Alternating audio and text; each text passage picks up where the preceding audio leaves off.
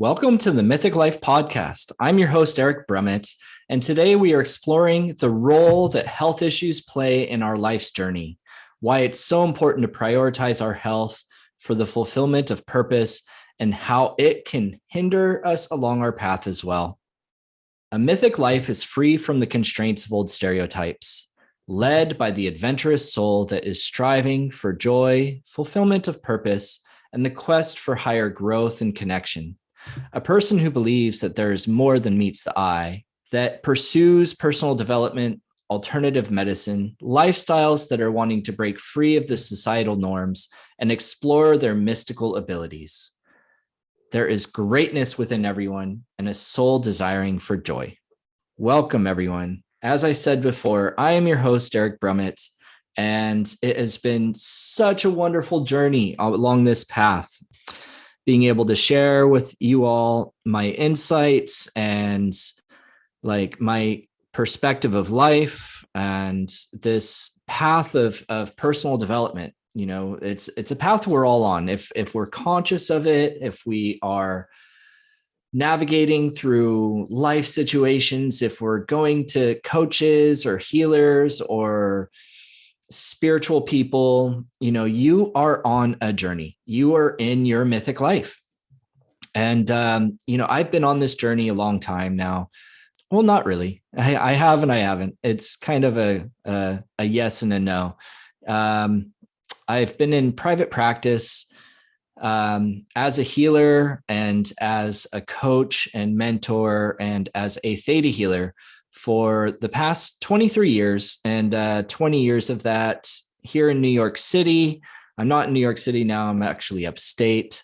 And, I've been so blessed with the opportunity of supporting people along their journeys, along their path to healing, and helping them really figure out how to be in their body, what it looks like to manifest and to really create that life that really is truly fulfilling. You know, my partner and wife, Sarah Faith, with our 2 children, I have 4 children. You know, we really are looking to embrace this in a beautiful way of this journey. And, you know, along that journey, we do have health issues come up. You know, it's part of being in the body, right? There can be the little things of, common cold, flu, seasonal allergies, feeling run down. It could be things of an injury, a wound that happens that we have to recover from. You know, I actually had a shoulder injury this last winter that did take a few months to really work its way through. And all of these things that, our experience of being in our body is not separate from our spiritual path. And that's really what I want to share with you all today is that we are in this concept of life that we chose this life. This is, the world according to Eric and how I was taught by my teacher, Vienna Steibel, the founder of Theta Healing, is that we have free will, that everything has choice in it, and that we are always active on some level of choice. If that is out of the programs that we've adopted from our unconscious self, from how we were raised, what we were taught about life, from our genetic traits and patterns, or our cultural beliefs of what we're surrounded by, or the consciousness even in the foods that we eat, and even if you do believe in it, from the consciousness we bring into this life from before this life and from other lifetimes. These programs are always there. They're always active and running, right? So we have our subconscious, then we have our conscious thoughts. This is where we are more sentient, where we are self-aware. And then we have our intuition, our superconscious, our spiritual connection to the universe around us. And on every level of this consciousness, there is choice, there is free will.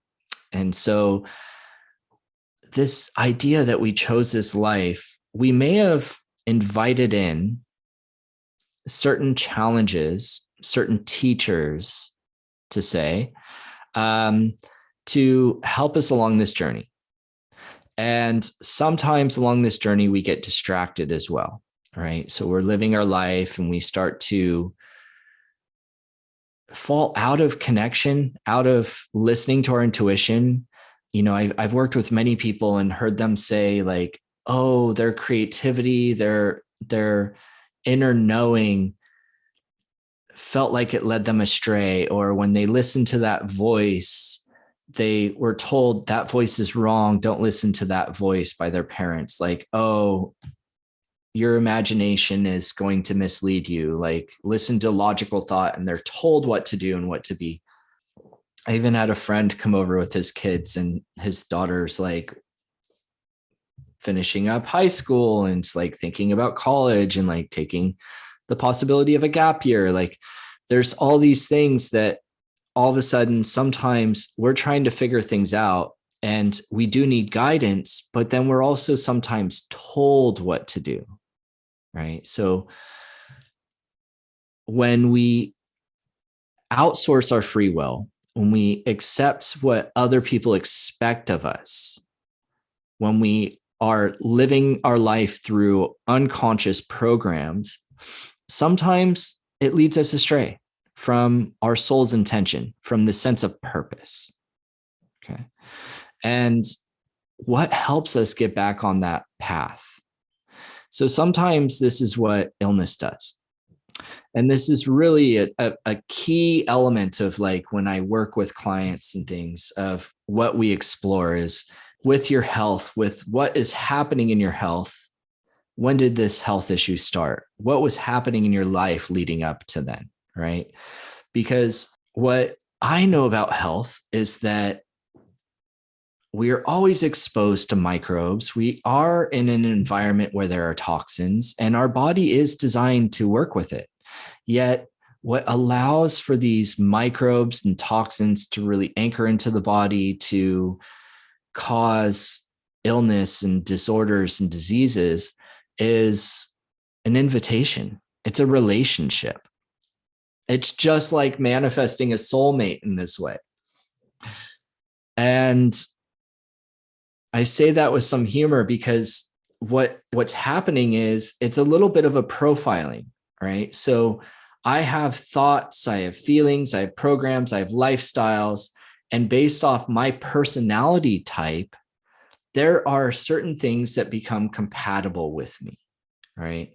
So everybody is like this, where, based off their compatibility, they run into a lot of feeling offended by the world around them in society, and they end up facing a lot of pollen issues and allergies, or they're always self-observing and hypercritical of themselves and feeling this sense of guilty and criticalness and feeling like they are wrong, and they end up with a lot of bacterial issues. Okay.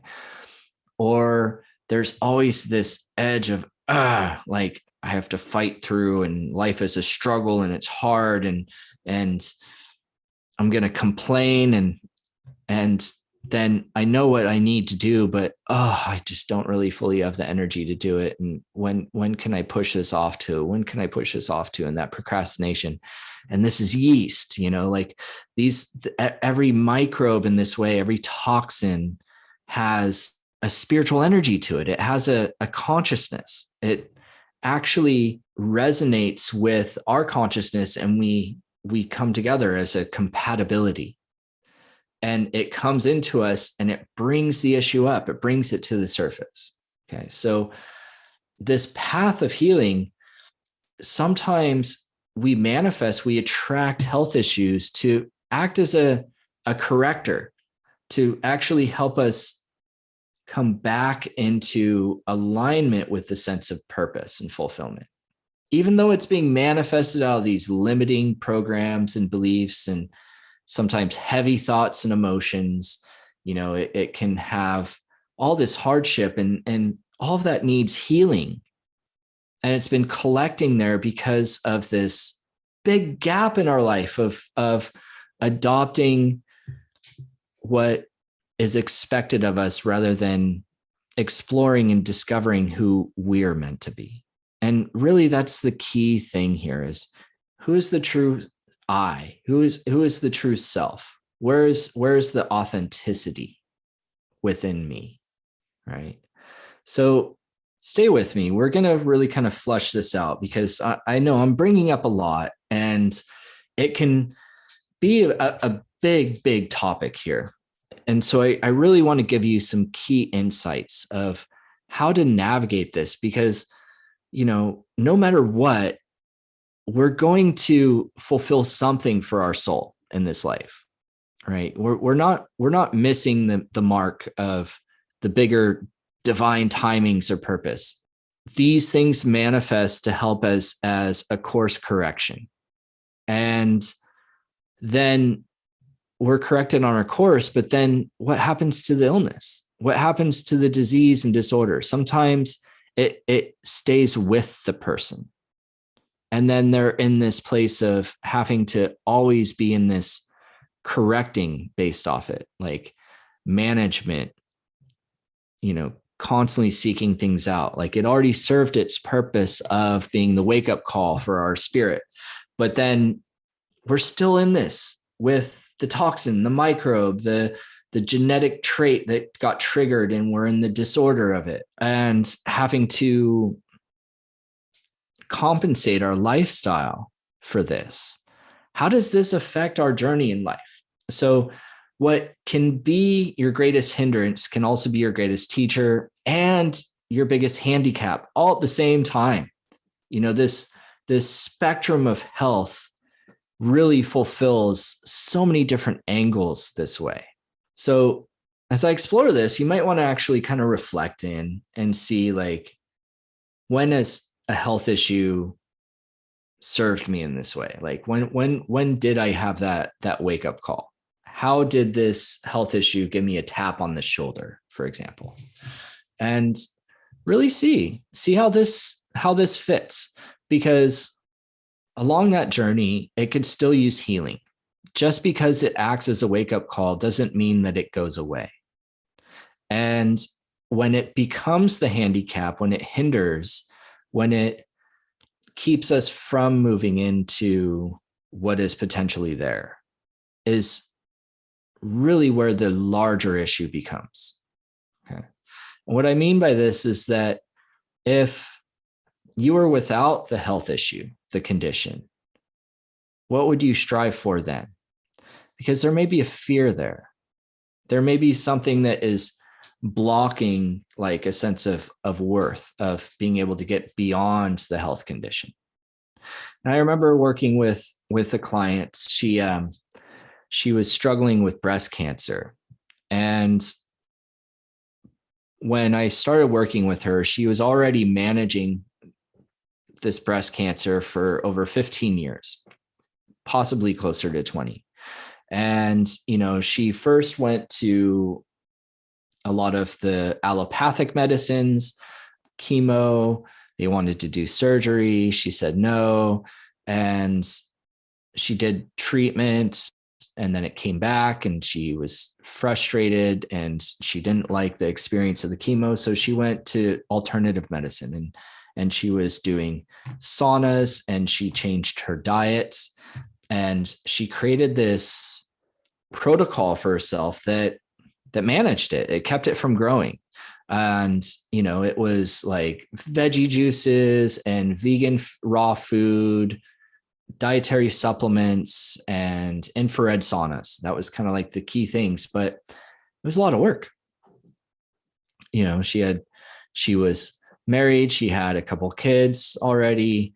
They were growing. They were almost out of the house at this point. And we're doing belief work. When we go back to the past, right? We go back to when the cancer first formed, and looked at that and was like, okay, what was happening in her life?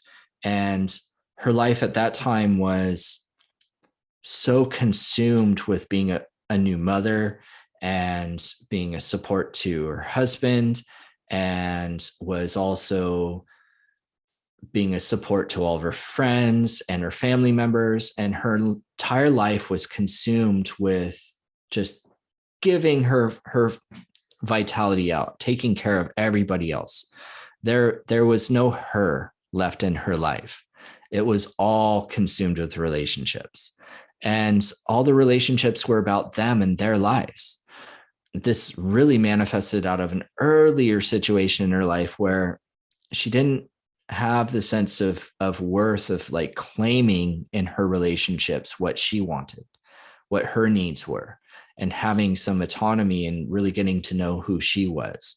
So there's all this work that needed to be done around healing all of that in the past. What was happening was this protocol, the fact that she had this health issue, gave a buffer zone. It gave space from all these relationships of, oh, I can't overpush myself. I need to take care of myself. Oh, I can't go and eat out with all of you. I need to stay on my diet. Oh, I feel tired. I need to rest. I don't want to exhaust my immune system. There was always this place of excuse in her relationships to not overextend herself. But it became such this fortress of time and space that the hours that it was taking, it was like 4 to 5 hours of her protocol every day just to manage her health, was all of a sudden becoming a new consumption. It was consuming the space of her moving into discovering what she would want to do with her life. Yeah. This was a woman that was, in her 40s with kids she had from her 20s and are about to leave the house. And she's had all of this growth and healing and had a much better dynamic with her husband and all these things. And so after all of that deep dive into the past and healing work of the past, what really needed to be addressed was, for one, letting go of having to have the health issue to be able to have that space for herself. And without having to have that health issue in order to claim boundaries with others and have requirements of receiving from people and being taken care of rather than taking care of everybody. And then came, the next step of what would happen if you didn't have the health condition, right? What happens when we can let go of this handicap and work on that fear of becoming. And this is a real survival thing. No matter how much growth we have, we're always going to have this instinct, this survival instinct of that unknown, right? There will be this, even if you have that bravery and courage inside yourself, taking a step into something new will always have something. It can show up as an excitement and nervousness of something new. It can be a terror for some people, right? So the more we can learn to process and address this fear of change and learn to let go, then things smoothly transform. This is where healing really happens. So whatever your journey is with health, if it's going to the doctor and taking the prescribed medication, if it's doing a cleanse and taking supplements and herbs or dietary shifts, or working with a coach, a lifestyle coach and a nutritionist, and adopting new patterns in your life, and whatever you're looking to do to heal, to manage your health, this becomes one of the key components to add in, is these key questions. How is this health condition serving me? Or what do I get from having this issue? And the next is, what am I learning from this? When we look at what we're learning from it, we can then see how it has been a teacher. Okay. So this person learned so much from facing this critical illness that could potentially take her life. Cancer is a no joke thing, right? And she had to be hypercritical of this. She really had to learn how to give back to herself. It taught her so many things. When she looked at how it was serving her to maintain these boundaries, and we could get beyond that handicap, then we could look at the fear of what's going to happen next. So this really is some of the key elements of health.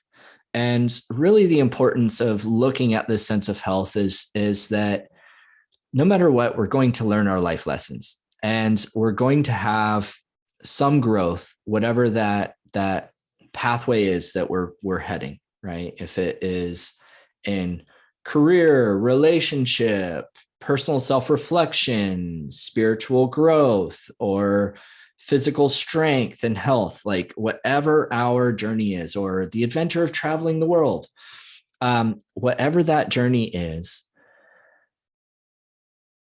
having this reflection into what's happening in my body and how am I feeling about it. And I do hope we can get him on for a future episode this fall, but it makes me think of the story of a friend of mine, Scott, and he's one of the founders. He's the founder of a great supplement company that I really admire called Sun Potion. And he was asked, because it wasn't his focus, he ran into some health issues. He loved to run. He was like, a marathon runner. He loved to like run. And he was also really into spirituality and personal growth and things like that. And, this trajectory of getting into a spiritual experience, if it is taking a workshop or class, if it is going for ayahuasca experiment, if it is traveling, if it like whatever your apex spiritual experience is, that's a high peak. But then what happens? What happens at the dropout? Like, how do we maintain that high peak? And that was his key thing of like, yes, there's healing, but then there is maintenance. And he created some of the most incredible supplements that I personally take. I really do actually endorse this stuff. And how do we manage and maintain that in the way of health? So this is one of the huge keys in this journey is like, do we want our learning and fulfillment to be overcoming a health issue and having to learn from our health issue? Or are we wanting to get to travel the world and feel physically capable to climb the mountain or be able to do the sweat lodge, right? So like whatever speaks to you in the way of growth, fulfillment, pathway, like some people, to be fulfilled would be to have a child. But one of the first things that goes away in our health is our ability to reproduce, actually, because it takes the most vitality, right? Like we're creating life. So that becomes hindered if we're facing other health issues. So this path of the mythic life is intertwined with our path of healing and health and being able to maintain our field. So really, what would it look like for us all to embrace that and prioritize it more? We usually don't put it top notch. I know a lot of people that they're very career driven, and the idea of putting health before work is a huge survival threat of like, no, I can't do that. If I did that, I would lose my job, or I would not earn enough, or I would not fulfill my responsibilities as a parent. Like I can never fit in my exercise, where would it fit in my lifestyle? I've heard that one before. I've actually heard that one from my own thoughts before. I remember I was so consumed with, we had our healing center, I was teaching classes, I was doing sessions. My kids were in school, and there was all this expectation, and I was trying to manage all this responsibility and wanting to like grow to this big vision I had for the center. And like, I was doing this belief work session because I was running into a lot of physical health issues with my connective tissue, with my physicality, with my posture. And I was like, I know I really need to work out. And I always had this excuse of, I can never find the time, right? So where we put our health and our priorities is really a reflection of where our worth is. Where do we have that space? So explore this for yourself. On your mythic journey, where does it fit for your life to prioritize your health? We are Mythic Life. Free thinkers, deep feelers, courageous trailblazers. We own our myth with our vibes, how we think, feel, and act. We believe that love is a given, not something earned, that spiritual is sexy, kindness is cool, and earth is sacred, that everybody has superpowers and life is too boring without magic. We walk our talk, and when life gets real, we heal. We choose our path and make it epic. And I want to thank you all for joining me today. If this speaks to you and you want to understand more of this exploration of health and how theta healing can really help you with what's manifesting in your life, what's happening in your vitality and your health, come and explore at mythiclife.com. See what our services look like. We do have sessions. We do have things. If you're enjoying this podcast, it does come out on the second and fourth Monday of the month. Please subscribe. You'll get notifications. Join our email list. You'll receive reminders that way. And, we have a lot going on. Check us out on Instagram at The Mythic Life. We're also on YouTube. We have a lot of helpful insights and hints and some good video clips at Mythic Life. Our Facebook page is Mythic Life, and we do have a wonderful group for our community, our culture, the Mythic Life experience. And if you really want to experience theta healing a little bit more, you're wanting a little tune-up, you're wanting to be guided in a self-healing meditation, come check out our healing circle. We have it online on Zoom. It is a live, free healing circle every month. Information is in our emails and on our website. Go and check out our healing circles. And thank you all for joining me today. Subscribe. Let's spread this word. We're all living our mythic life. And the more we can be empowered and wake up to it, the more we can open up these conversations, the more healing and growth can happen in the world. So thank you all for joining me today. And I look forward to seeing you all soon.